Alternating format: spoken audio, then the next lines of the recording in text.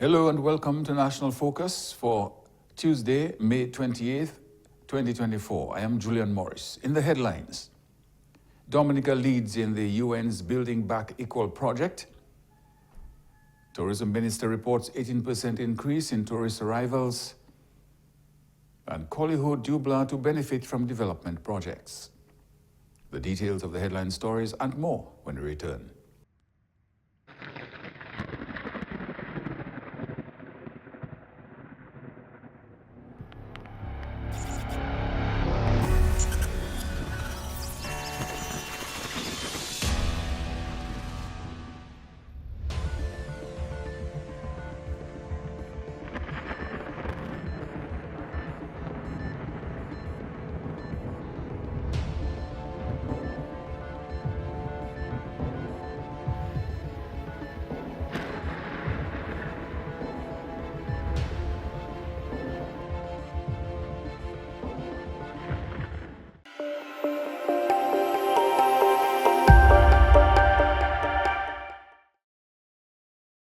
Welcome back. Dominica is recognized by the United Nations as the first in class in the Build Back Equal project launched last year. Minister for Health, the Honorable Cassani Laville, says one of the ways to ensure youth participation in decision-making is to have the political will at the head of policy. The minister was participating in a discussion on ensuring young voices are heard and their perspectives considered in gender inclusivity, as well as climate action plans and policies. When I reflect on governance in Dominica and government in Dominica for the past number of years, I'm reminded that we have had the youngest prime minister in the world. And he became Prime Minister Honorable Roosevelt Skerrit from age 31. And it's probably because of his experience that he would naturally have the political will to think of, to consider, and engender that spirit of inclusion and inclusivity. Hence the reason why I am here. I don't believe in my plans I ever dreamt of being a politician or a government minister. And I recall he saying something once that I see things in people that they don't see in themselves. And he looked at me and some of the other young ministers in his cabinet, many being women. This is the first time in our history in Dominica that we have had so many women represented in government and cabinet. The Honourable Minister says while Dominica continues to sort through issues of equality and equity for girls and women, the political will is certainly there to ensure much more fairness and equity. This is probably part of the reason why we are here. We should really be proud to be the first to put forward and present standards for quality healthcare services for adolescents in Dominica. And I'm certainly sure that women and girls will be represented well and will benefit from all the care outcomes from us. Among stakeholders present at the discussion was President of the Dominica Amateur Athletics Association, Brendan Williams, who says there should be a youth-centric approach where they are involved in all discussions. But that is through advocacy. We need to advocate that youth, and that's from a policy-making standpoint, youth are a part of all the conversations that are being held within Dominica. Too many times that we are segregated because we are too young. I'm still saying we. But the younger folks are too young. They do not have the experience. But yet still, we are innovators in our own lives. If you look during the COVID-19 pandemic, we ensured that, there's a level of resiliency throughout the country, in home delivery of goods, new advancements, agriculture. That is the only approach that we can take to include the youth. Also to upskill our youth. There are several programs that we receive from Canada, from the UN, different funding agencies, but it's more for the mature individuals. We do not approach the youth and engage them to ensure that they are the ones that are taking the mantle to progress the country. So I think that is the only approach we can take now. The Build Back Equal project, funded by Global Affairs Canada, seeks to ensure affordable financing and social protection for women and youth-owned businesses in the Caribbean. It is implemented by UN Women Caribbean and UNFPA Caribbean, with a focus on Dominica, Grenada, St. Lucia, and the St. Vincent and the Grenadines. The Ministry of Tourism continues to make strides towards its goal of increasing visitor arrivals.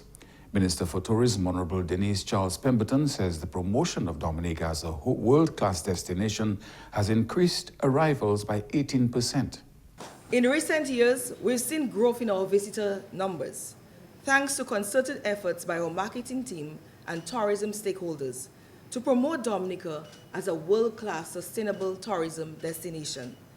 For the period of January to April this year, compared to last year, we have an 18% increase in stayover visitors. We are hoping that fostering new relationships like ours with Sunrise will allow us to meet our annual target. She highlighted recent recognition that Dominica has received in tourism publications.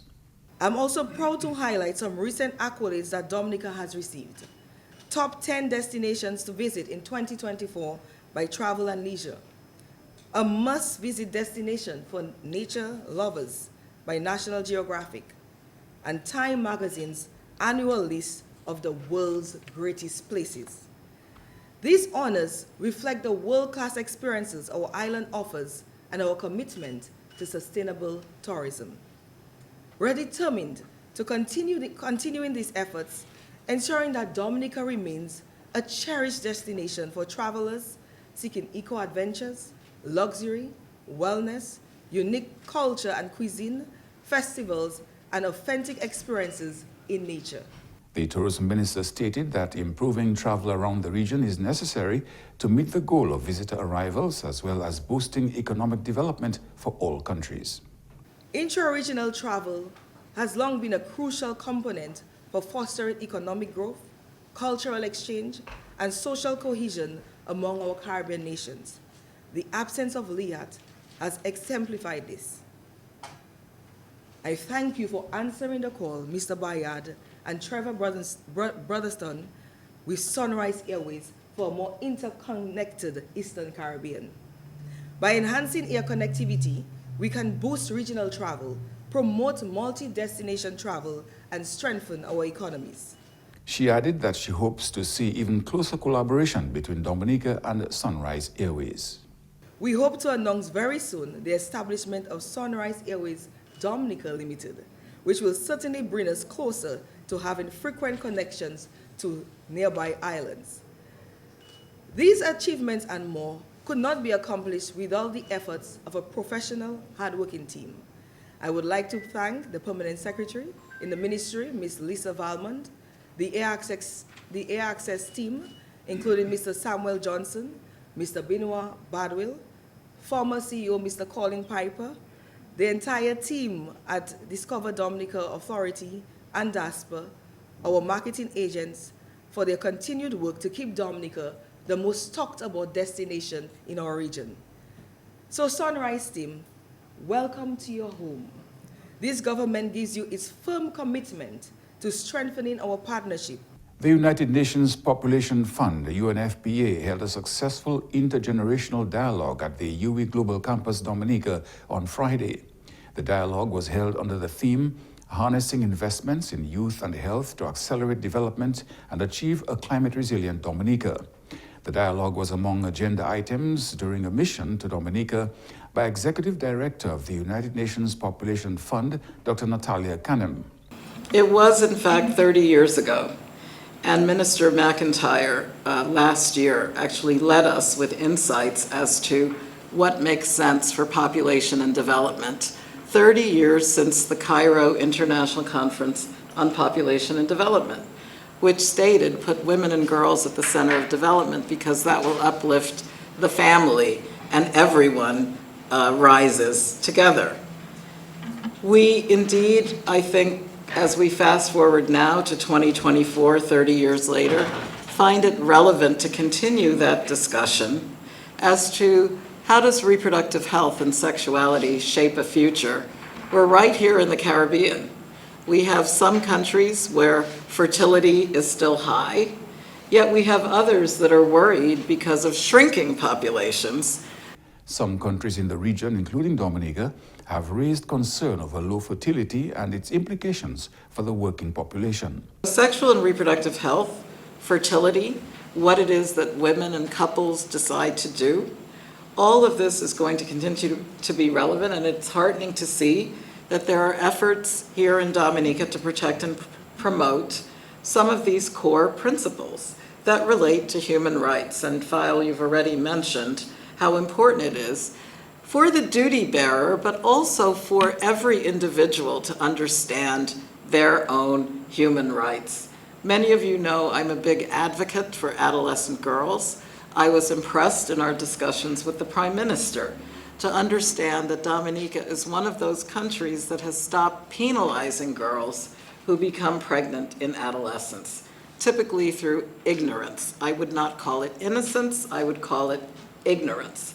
Dr. Kanem says these pregnant teens are being doubly punished by being pulled out of school. This is a recipe for intergenerational poverty. So I believe that these principles of putting women and girls at the center, of being truthful with young people about what they can expect as they navigate adolescence, will lead to gender equality for all genders, men, women, for everyone, and in fact to the empowerment of society. I was happy to know that Dominica, of course, is first in class in the Build Back Equal program. And when that was launched last year, the United Nations did pledge to put women and young people front and center.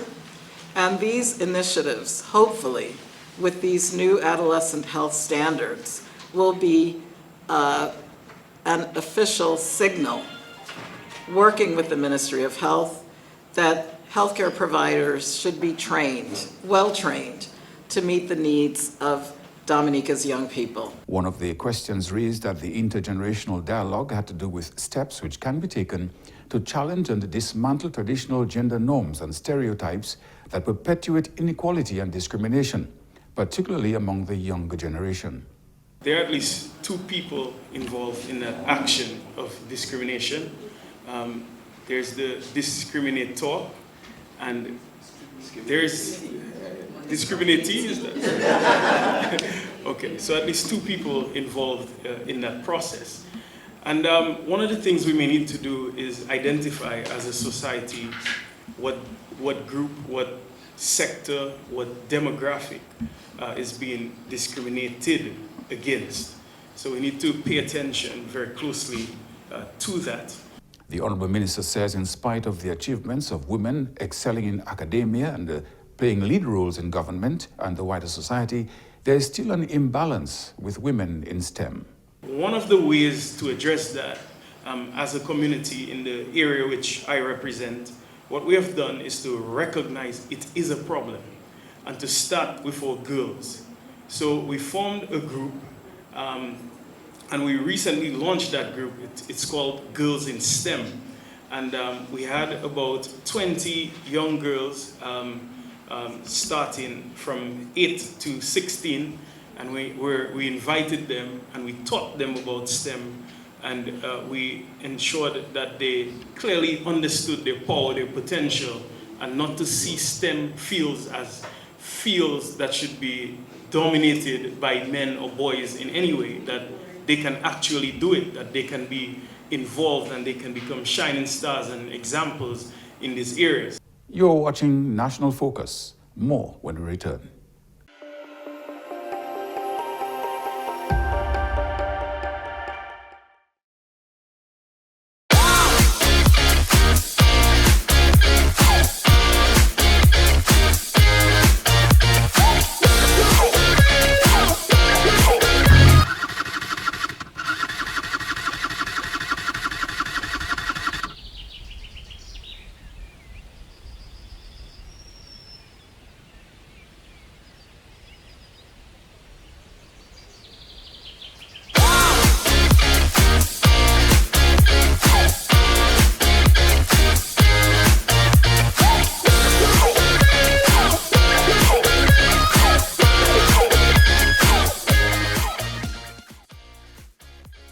ride safe, wear a helmet, safer roads in the nature aisle.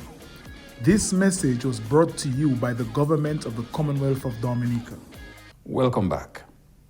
Member of Parliament for the Colihaut constituency, Honorable Darren Pinard, says residents of his constituency stand to benefit greatly from developmental projects currently ongoing around the country. One of these projects is the construction and completion of the Dublanc Fisheries Complex. In the coming weeks, we will begin the completion of the Dublanc Fisheries and the Dublanc Fishing Group ice making facility, as well as that of the Bioche Fish Lockers building, thereby providing direct support to our villagers, again creating opportunities for not just the youth this time, but for everybody within the community of Dublanc and Bioche. And I must say that just a stone throw away in Picard, Portsmouth, we recently saw the reopening of the former Ross University, now improved as the American Canadian Medical School. Now these nearby institutions and provide business opportunities because we are in such close proximity to Portsmouth. They will provide direct business opportunities and jobs for the people of Dublanc, Bioche, and the North by extension.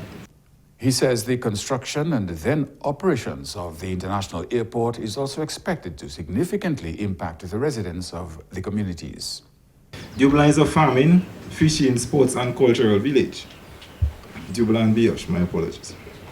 And by nature as such, it is perfectly poised to benefit significantly from the completion of our new and upcoming international airport.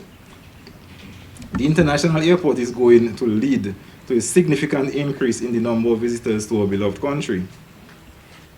The world knows of us. We have received accolades in some of the world's best renowned publications such as the New York Times, CNN, Travel and so on. The only obstruction we have right now is that of access, and this is something that the new international airport will address in a fundamental way. He explained that the airport will bring benefits to residents from all sectors of the economy. The international airport is the most groundbreaking, largest construction endeavor that we have ever undertaken as a country, and we expect that it will bring significant benefits to every facet of our country. And we know that Dublanc and Bioche will benefit from it because when you have these increased number of visitors, we will have an increased number of hotels, we will have an increased number of restaurants, we'll have increased demand for tour guides, we'll have increased demand for everything associated with catering to serving these increased visitors.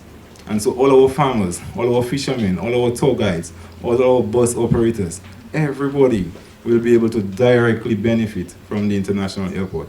So this Labour Party government is looking out for us on various levels, both individually and on a macro level. Dominica's tourism minister, the Honorable Denise Charles Pemberton, says the responsibility to promote the country and ensure guests enjoy their stay rests with all citizens.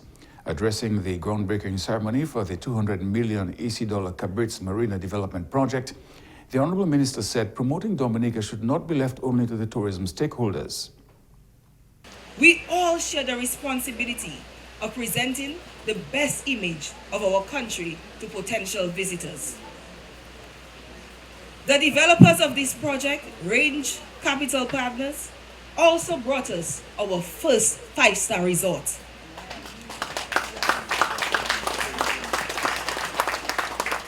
This hotel took Dominica's accommodation sector into the realm of luxury, which is why I'm confident in the ability to construct this marina in record time. The tourism minister is looking forward to the transformation of the yachting sector. This project is dear to my heart. I speak to the stakeholders in the sector, the yachters and the accommodators. I see their passion. I have listened to the ideas and the visions that they have long had for this community. And I am so proud to be able to finally share in the excitement of this long-awaited development. A project that will change the way luxury vessels come into this country forever. Prime Minister the Honorable Roosevelt Skerrit says he is looking forward to opening and commissioning the marina in the next 18 months. We have seen the PAYS, the Portsmouth Association of Yacht Security, expand and add value to the services offered to cruisers anchored in the Prince Rupert Bay. turning the local yachting industry into a viable enterprise for Portsmouth. There are already interested groups, I can say to you, my dear friends, who are prepared to manage the marina, including local interest groups. And so, ladies and gentlemen, the economic impact of this development cannot be overstated. The marina will be a duty-free zone, creating jobs, stimulating local businesses, and attracting investments. The increased economic activity is anticipated. We expect substantial revenues from slip leases, utilities, the fuel sales. Local restaurateurs will have a new modern compound to sell their food and beverages. New jobs will be created for marina attendants, deckhands, maintenance specialists, and mechanics. And artists and creatives will have a platform to display and sell their work. Ultimately, the new marina will serve as a catalyst for growth, complementing other major development projects underway. I want to underscore the broader vision that this government holds for Dominica. We made promises to the people of Dominica who have placed their confidence in us since the year 2000, and we are indeed keeping those promises. The Cabritz Marina is simply another component of the progress we are making as a nation, alongside the advancement of the geothermal energy plant, the cable car, the internationally branded hotels, the modernization of the agricultural sector, and most crucially, the construction of our international airport. The Prime Minister says these initiatives are not isolated efforts, but are part of a grand plan to elevate Dominica to new heights of economic and social development and advancement. Coming up next, the Creole News Highlights with Geno Jacob.